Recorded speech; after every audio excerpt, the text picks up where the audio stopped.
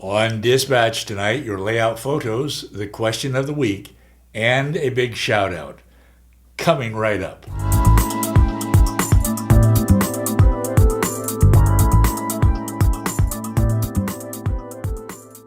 Good evening. You are watching Dispatch, the weekly variety show for model railroaders.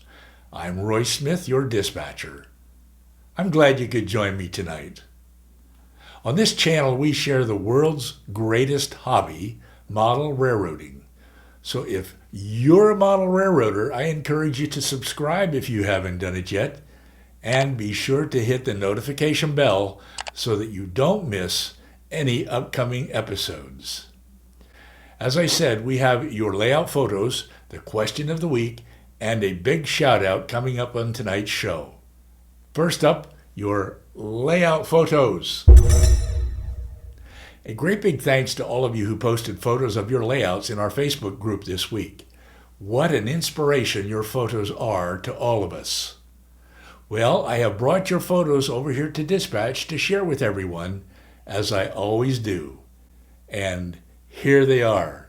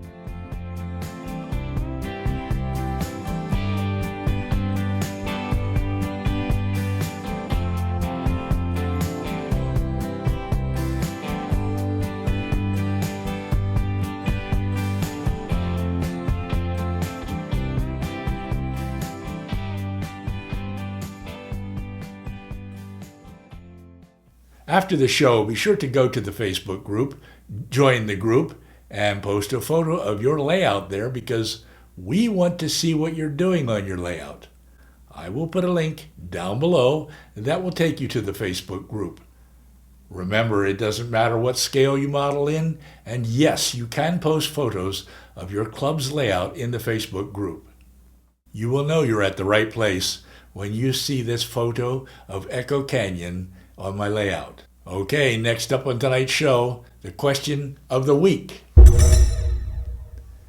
And here's this week's question. Do you have a staging yard on your layout? I tallied up your responses, and here are the results. As you can see, a lot of you do have staging yards and a lot of you don't.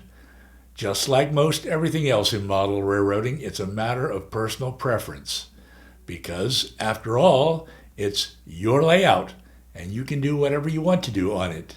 Here's what some of you who do have staging yards had to say. Train man Bob said he needs a constant supply of trains coming in from his fiddle yard, as staging yards are called in the UK. David McClellan said that his staging yard consists of removable cassettes that hold complete trains. Fred Wild said that he has 2 staging yards, one at each end of his layout. Andy Henley said that he has 2 staging yards and both of them are scenic. Kevin Brown said that his recently completed staging yard serves as a connection to destinations beyond his layout. Greg Terhar said that he created 2 staging wings that can be tucked up under the layout when not in use. And Joe Dessenberger said that his under the layout staging yard was inspired by the staging yard on my Evanston subdivision. Many of you who don't have a staging yard said that you don't have space for one. Some of you indicated that your layout is just a switching or shelf style layout. Sparky 107 said that he does his staging right on the main line of his layout. And Mike Pfeiffer said he doesn't have a dedicated staging yard as such, but he does have a single-ended 2-tracked staging area. Some of you who don't have a staging yard said that you are planning to add one to your layout. For example, John of the Schuylkill River Valley Railroad said that he wants to add a staging yard to his layout because it gives his trains somewhere to go to. And Beaver Boy 7 said that he plans to have a staging yard on his layout because he likes when trains enter his layout as if coming from someplace. I have 2 staging yards on my layout. I like them because they create the illusion that trains are coming from an off-layout origin and going to an off-layout destination. And they can hold trains until the trains are scheduled to come onto the layout. My main staging yard is located right below the classification yard at Green River. Helices at the east and west ends of my layout take trains down to the staging yard. The staging yard consists of 8 double-ended tracks and is 12 feet long. In addition, I have a secondary staging yard at Pocatello on my layout. I do plan to add structural flats and shallow scenery to the Pocatello yard, but even so, the yard at Pocatello will continue to serve primarily as a staging yard, because its main purpose is that of adding more traffic to my layout. I have created a brand new playlist on my channel called Staging Yards. This playlist contains videos that describe my 2 staging yards and the purpose of staging yards in general. I will put a link down below that will take you to the playlist. Your responses to the weekly questions let others know what you are doing on your layout. Moreover, your responses help newcomers to the hobby make some important decisions when they are starting out. Now, we do have a question for the coming week, and here it is.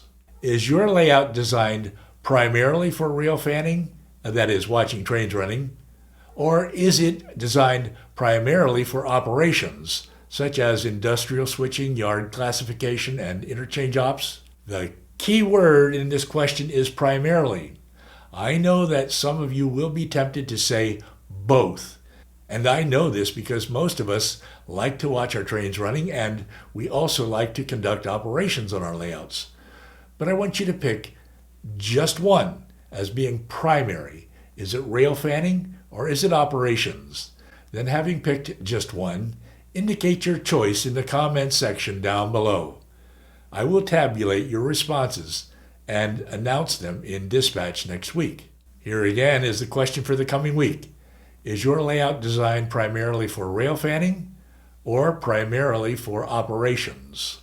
And now it's time for tonight's big shout out.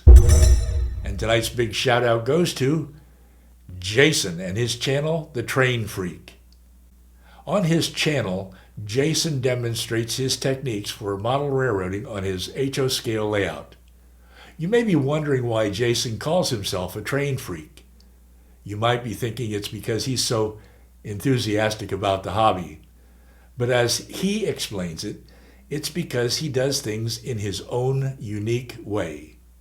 In any case, he loves the hobby and he loves to share it with you. So let's go over and take a brief look at one of his recent layout updates.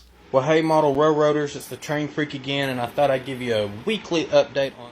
Okay, so this side of the layout really doesn't have much happening. You might notice that the yard is a whole lot more full, because I have been cataloging the heck out of some cars, man. Let me tell you. I mean, look how full these bins are. All right, on to the next part. So let's walk around. Now, this is the area I have been working on, and I have got this all finished. So this first track here is just the only track that's going to be wired in. This is the actual lower deck staging. This is roughly 6 feet of storage track. I believe that Jason's videos will inspire you. That's why I urge you to go over and check out his channel for yourself.